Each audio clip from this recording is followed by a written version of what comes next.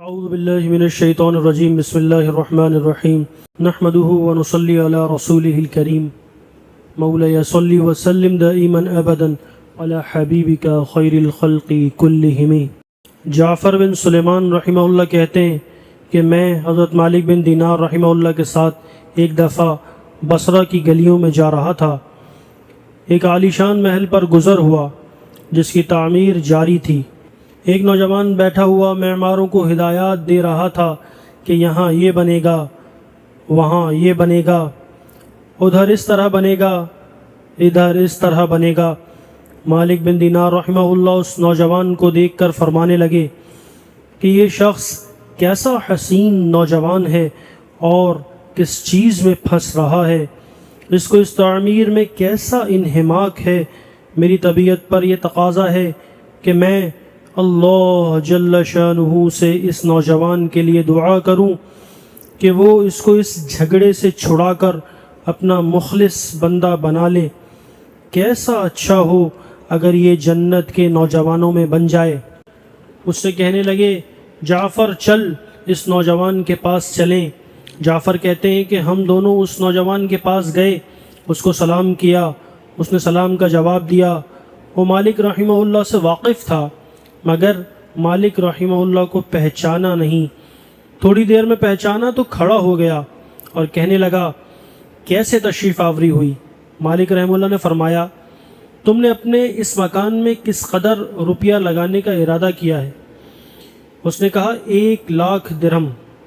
مالک رحمہ اللہ نے فرمایا کہ اگر تم یہ 1,00,000 درہم مجھے دے دو تو میں تمہارے لیے جنت میں ایک مکان کا ذمہ لیتا ہوں جو اس سے بدرجہ بہتر ہوگا، اور اس میں حشم خدم بہت سے ہوں گے، اس میں خیمے اور قبے سرخ یاقوت کے ہوں گے جن پر موتی جڑے ہوئے ہوں گے، اس کی مٹی زعفران کی ہوگی، اس کا گارا مشک سے بنا ہوگا جس کی خوشبوئیں مہکتی ہوں گی، وہ کبھی نہ پرانا ہوگا نہ ٹوٹے گا، اس کو معمار نہیں بنائیں گے بلکہ حق تعالی شانہ کے امر کن سے تیار ہو جائے گا کہ حق تعالی شانہ فرمائے گا کہ بن جا، وہ بن جائے گا۔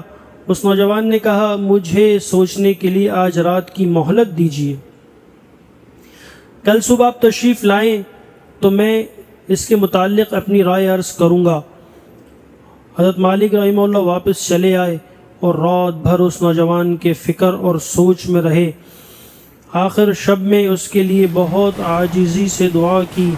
جب صبح ہوئی تو ہم دونوں اس کے مکان پر گئے۔ وہ نوجوان دروازے سے باہر ہی انتظار میں بیٹھا تھا، اور جب حضرت مالک رحمہ اللہ کو دیکھا تو بہت خوش ہوا۔ حضرت مالک رحمہ اللہ نے فرمایا تمہاری کل کی بات میں کیا رائے ہے؟ اس نوجوان نے کہا کہ آپ اس چیز کو پورا کریں گے جس کا کل آپ نے وعدہ فرمایا تھا۔ حضرت مالک رحمہ اللہ نے فرمایا ضرور۔ اس نے دراہم کے توڑے سامنے لا کر رکھ دیے اور دوات قلم لا کر رکھ دیا۔ حضرت مالک رحمہ اللہ نے ایک پرچہ لکھا جس میں بسم اللہ الرحمن الرحیم کے بعد لکھا کہ یہ اقرار نامہ ہے کہ مالک بن دینار نے فلاں شخص سے اس کا ذمہ لیا ہے کہ اس کے اس محل کے بدلے میں حق تعالی شانہ کے یہاں اس کو ایسا محل جس کی صفت اوپر بیان کی گئی، جو صفات اس مکان کے اوپر گزری وہ سب لکھنے کے بعد لکھا ملے گا، بلکہ اس سے بھی کہیں زیادہ عمدہ اور بہتر، جو عمدہ سائے میں حق تعالی شانہ کے قریب ہوگا۔ جو صفات اس مکان کے اوپر گزری وہ سب لکھنے کے بعد لکھا ملے گا، بلکہ اس سے بھی کہیں زیادہ عمدہ اور بہتر، جو عمدہ سائے میں حق تعالی شانہ کے قریب ہوگا۔ یہ پرچہ لکھ کر اس کے حوالے کر دیا اور 1,00,000 درہم اس سے لے کر چلے آئے۔ جعفر رحمہ اللہ کہتے ہیں کہ شام کو حضرت مالک رحمہ اللہ کے پاس ان میں سے اتنا بھی باقی نہ تھا کہ ایک وقت کے کھانے ہی کا کام چل سکے، یعنی سب صدقہ کر دیا۔ اس واقعے کو 40 دن بھی نہ گزرے تھے کہ ایک دن حضرت مالک رحمہ اللہ جب صبح کی نماز سے فارغ ہوئے تو مسجد کی محراب میں ایک پرچہ پڑا دیکھا۔ یہ وہی پرچہ تھا جو مالک رحمہ اللہ نے اس نوجوان کو لکھ کر دیا تھا اور اس کی پشت پر بغیر روشنائی کے لکھا ہوا تھا کہ یہ اللہ جل شانہ کی طرف سے مالک بن دینار کے ذمے کی براعت ہے۔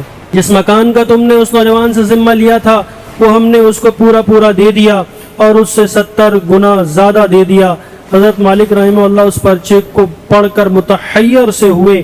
اس کے بعد ہم اس نوجوان کے مکان پر گئے تو وہاں مکان پر سیاہی کا نشان تھا جو سوگ کی علامت کے طور پر لگایا ہوگا، اور رونے کی آوازیں آ رہی تھیں۔ ہم نے پوچھا تو معلوم ہوا کہ اس نوجوان کا کل گزشتہ انتقال ہو گیا۔ ہم نے پوچھا کہ اس کا غسل میت کس نے دیا تھا؟ اس کو بلایا گیا۔ ہم نے اس سے اس کے نہلانے اور کفنانے کی کیفیت پوچھی۔ اس نے کہا کہ اس نوجوان نے اپنے مرنے سے پہلے مجھے ایک پرچہ دیا تھا اور یہ کہا تھا کہ جب تو مجھے نہلا کر کفن پہنائے تو یہ پرچہ اس میں رکھ دینا۔ میں نے اس کو نہلایا، کفنایا اور وہ پرچہ اس کے کفن کے اور بدن کے درمیان میں رکھ دیا۔ حضرت مالک رحمہ اللہ نے وہ پرچہ اپنے پاس سے نکال کر اس کو دکھایا۔ وہ کہنے لگا یہ وہی پرچہ ہے، خدا کی قسم جس کے قبضے میں میری جان ہے، قسم ہے اس ذات کی جس نے اس کو موت دی، یہ پرچہ میں نے خود اس کے کفن کے اندر رکھا تھا۔ یہ منظر دیکھ کر ایک دوسرا نوجوان اٹھا اور کہنے لگا مالک رحمہ اللہ آپ مجھ سے 2 لاکھ درہم لے لیجئے اور مجھے بھی پرچہ لکھ دیجئے۔ حضرت مالک نے فرمایا کہ وہ بات دور چلی گئی، اب نہیں ہو سکتا، اللہ جل شانہ جو چاہتا ہے وہ کرتا ہے۔ اس کے بعد جب بھی مالک رحمہ اللہ اس نوجوان کا ذکر فرماتے تو رونے لگتے اور اس کے لیے دعا کرتے تھے۔ اللہ پاک ہمیں بھی بھائی ایسی زبردست، شاندار اور ایمان کی سلامتی والی، عافیت والی موت نصیب فرمائے، دنیا سے بے رغبتی نصیب فرمائے اور آخرت کا شوق نصیب فرمائے، آمین۔